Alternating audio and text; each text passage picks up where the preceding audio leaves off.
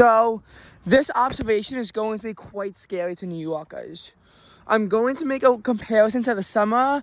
Last summer and this winter have generally been so far, and you just aren't going to like the end of what I tell you. So, how did the summer of 2022 begin in New York City?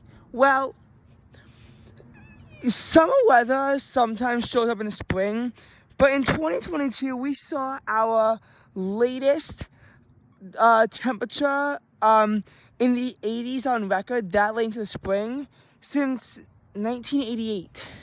Temperatures did not hit 80 degrees until May 21st, which is generally considered the cutoff to warmer weather. Newark has floated with the 80s multiple times in May. They've hit the 80s on April 14th. They actually hit 88 degrees, tying a daily record. And they've hit 80s several times before in May. But for most of the metro, this is the first time of actually hitting the 80s during the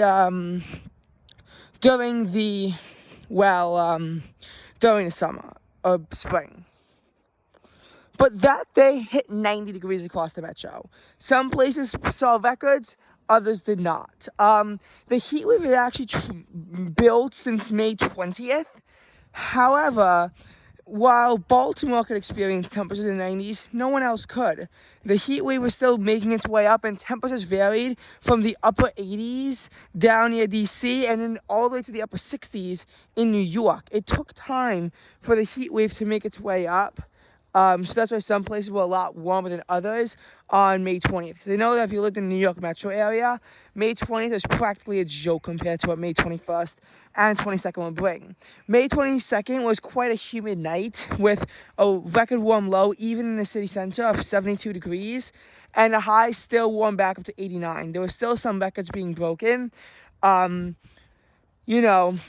has been dealing with a lot of heat problems in the Midwest, and this is when the first bits of trouble were starting to bubble up, I must say. However, May was not very aggressive, although there was one more aggressive weather day when temperatures across the Northeast spiked into the lower to mid 90s on May 31st. It was a bit of building heat for quite a few days, but everything just seemed to come to a head on May 31st. However, we had this thing called the backdoor cold front. Boston was capped off at 82 before a backdoor cold front immediately cooled them down to 63, and they soon slid into the 50s. This would not make its way over to the New York metro area until later on, but it was able to bring temperatures down to the mid-60s by midnight, and the next day struggled to get to the 70s, and in parts of the metro it failed to even hit the 70s. In some places more miserably than in others. But once you got down to Philly, they were still dealing with the 90s down there. The reason why was because the heat wave had not broken yet. It was a backdoor cold front that triggered this. And it wasn't until June 2nd when a series of storms that previously produced a tornado break over South Dakota was able to come in, cap temperatures largely in the upper 80s to upper 70s, and then that's what happened. Thankfully, after that, there would be no more problems for quite a while as it moderated. June 8th through 10th was interesting because Long Island was actually hotter than New York City, if you remember, but it was just the mid-80s at the hottest. Nothing too unbearable. Plus, there was very little humidity going on, especially at the peak warmth. It tended to be more humid at night, which, while uncomfortable at night, made the days more bearable because it wasn't like there were any 90-degree heat indexes. June 13th would bring that across the metro near 90 heat indexes. And the 14th and 15th also saw temperatures hit the 80s in New York City. But this is one of the later dates for them to hit their first 80s. So as you can see, a relatively slow transition into summer. And June would ultimately be 0.6 below average in New York City. How does that compare to the way that that winter begun this year? Well, after a lot of heat in November, and oh boy, we'll get to that when it comes time for it, what comes up must come back down, and November 14th finally hit the 30s in New York City. Now, where I live, we did not hit the 30s until October 30th, but we did before the end of the month. This varied throughout parts of the metro because a lot of the metro hit the 30s on October 19th, where I live hit 40 degrees. But this is the tie for the second latest date that we got down to the 30s, but it would open up a big volley of cold air. Temperatures really, except for one stormy day, they really failed to even hit 50 degrees for quite some time. I mean, in New York City, the first freeze was 31 degrees, and that came relatively on schedule, November 19th. This is a big volley of cold air. However, it did retreat just before Thanksgiving after producing a temperature of 27 degrees, which was the coldest temperature all November and colder than any temperature last November. The high that day was, I believe, 40 degrees, which, when you think about it, was, when you think about it, it was 40 degrees. That's pretty cold for a high in November. And then after that retreated. Where I live, it actually at 25 with a wind chill of 16. So November did finish on a bit of a mild note as a little bit of consolation, but again, everything was just a little bit wavy throughout it, and that's kind of how the summer began. And I wanted to draw these connections, late first 80s, late first 30s, slightly ahead of schedule 90s, pretty much right on schedule for first freeze. It's pretty much like these one events. They just seemingly came at each other, and then after that, December started off cold, but then it warmed up pretty spectacularly. As we began a temperature roller coaster, we saw some lows in the 50s in December. We saw 2 of them in New York City, and normally you don't see any. And last December, you only saw 1. So we saw 2 of them this December, although one of them was New Year's Eve. But one of them was on December 7th, where we had a high of 59 in the city and a low of 54 degrees. So that was a little bit interesting. And, leading through December, it appeared that we would be pretty much right at the average, and that's ultimately how it went. But there would be a temperature roller coaster. It would be pretty extreme. That we can't really compare both sides, so we'll have to morph it a little bit. Again, these stories aren't exact, but they're similar, and I'm doing this not exactly to scare you, but also to scare you at the same time, because this reality is pretty scary at the end. And when I talk to you about what happened during the summer, ultimately. Because ultimately the summer took a dramatic turn for the worse. So what happened in June? Well, June 16th was a dreary day, but June 17th saw temperatures near 90 throughout our area. They actually wound up getting almost to 100 in DC, setting a daily record.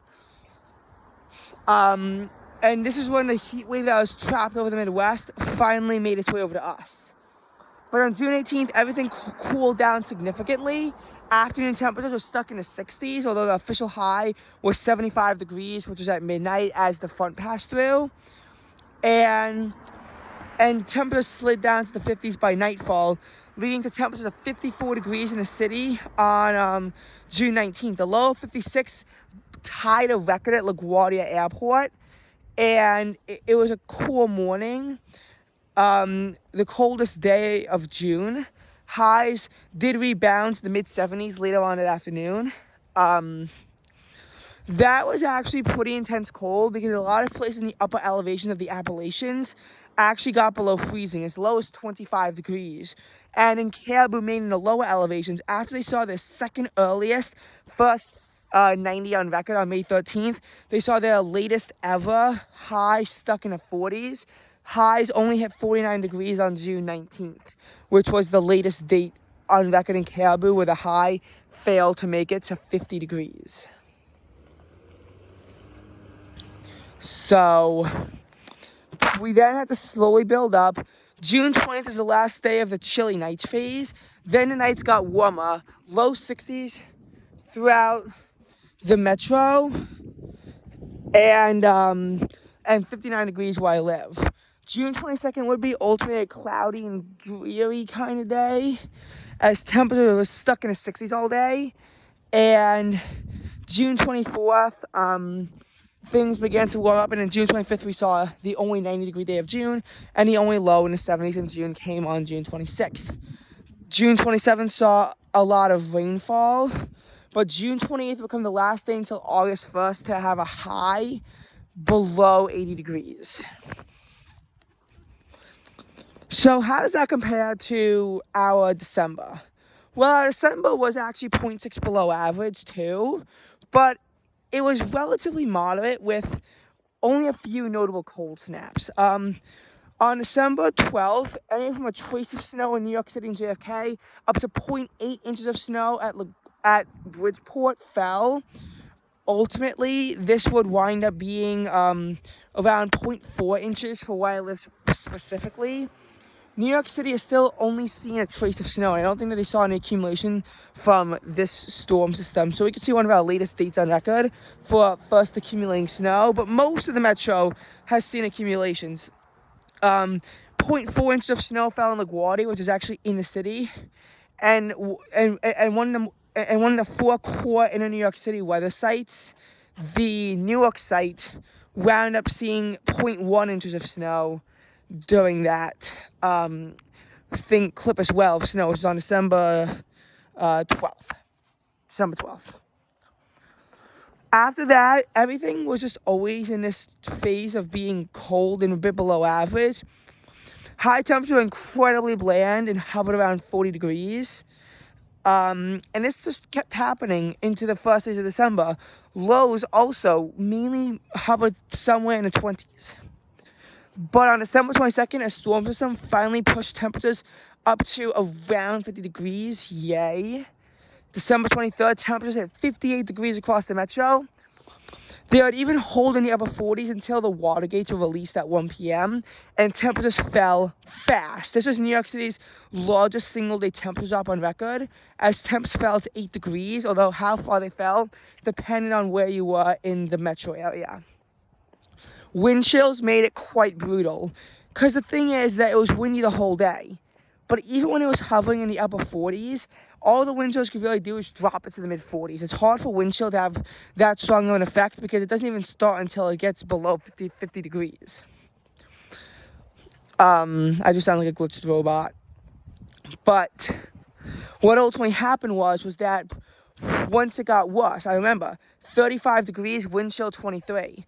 33 degrees, wind chill 20. By the time it froze, the wind chill was already down at 19 degrees. The wind chill would continue to slide throughout the day. By the time it was 21 degrees outside, around dinner time, the wind chill was 3 degrees. And by the time the temperatures fell to 11 o'clock at bedtime, the wind chill was already pretty deep in the negatives. We woke up the next morning to find out temperatures were 7 degrees with a wind chill of negative 11, colder than any day the previous winter. Highs that day would only be 15, and while it wouldn't tie a record in New York City, it would break a record everywhere else throughout the metro area, even though they were warm at 16 or 17. That's because New York City was the only site that was around in 1872 when we had a 13-degree high on Christmas Eve. Christmas Day was less brutal, with a high of 28 and a low of 14. We saw a high of 29 and a low of 18 on the day after Christmas. So this is our cold wave, and our only cold wave thus far, because temperatures began to warm rather quickly. Highs were 35 degrees the next Tuesday, and topped out at 62 degrees on December 30th. Poor JFK had to deal with winds off the water, capping their high down to 51 degrees.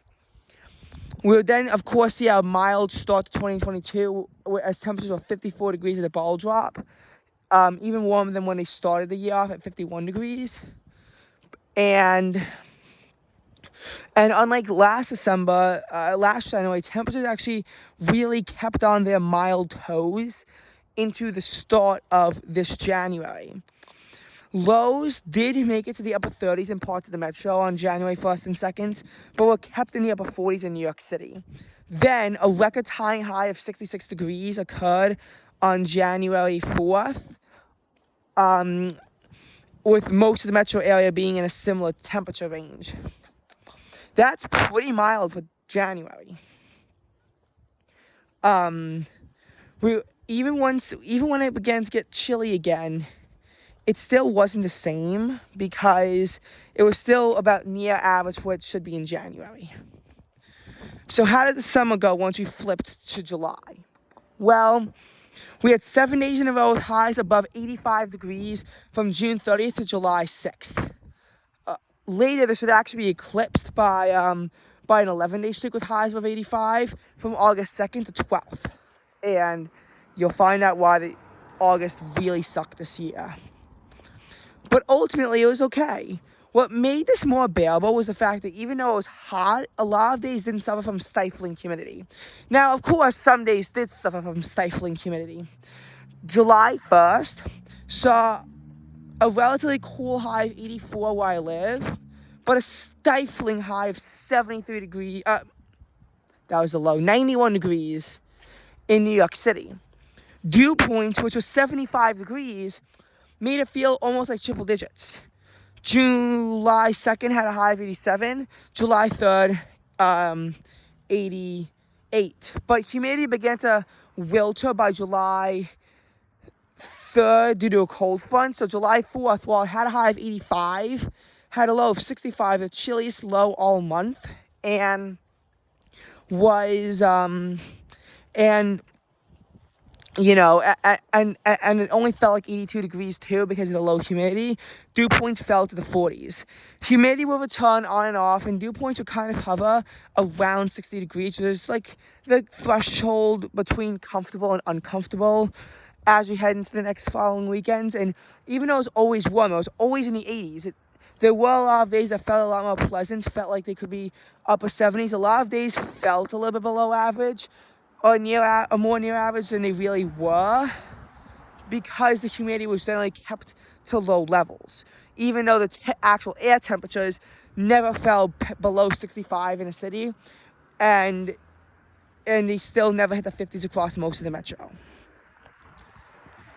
But this couldn't last. It was too good to be true. July 12th to 14th did see a bit of a heat wave with highs of 90, 91, 90, and quite warm and humid days across the metro while I was in Toronto, Canada. So that was probably a little bit annoying. Well, July 15th moderated. July 16th and 17th, the humidity began to crank up as some storms hit the city, although most of them dodged where I lived, which was actually going to become a bad thing because drought was beginning to emerge. July 18th saw a low of 75 degrees where I lived. There's only 69 in the city due to the storms, but 75 degrees where I lived. But the highs across most of the area were only in the low 80s. Why? Because even though we were in a heat wave, the flash floods were able to constrain it. But we then saw 6 days in a row with highs in the 90s.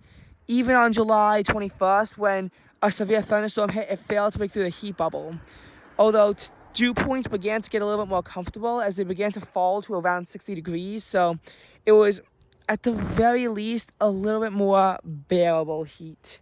It became slightly more bearable until the 24th, when we saw near record highs, high of 95, low of 79, and dew points then managed to make their way back into the 70s. They would make it to the mid-70s by July 25th, but flash floods would keep the high down to 86, even though it might have felt in the mid to upper 90s. And the heat wave ultimately broke. We then began to see more comfortable weather to exit July, but August, while it would begin with a cool day with a low of 68 and a high of 77, we then saw 11 days in a row with highs at 85 or above and lows in the 70s.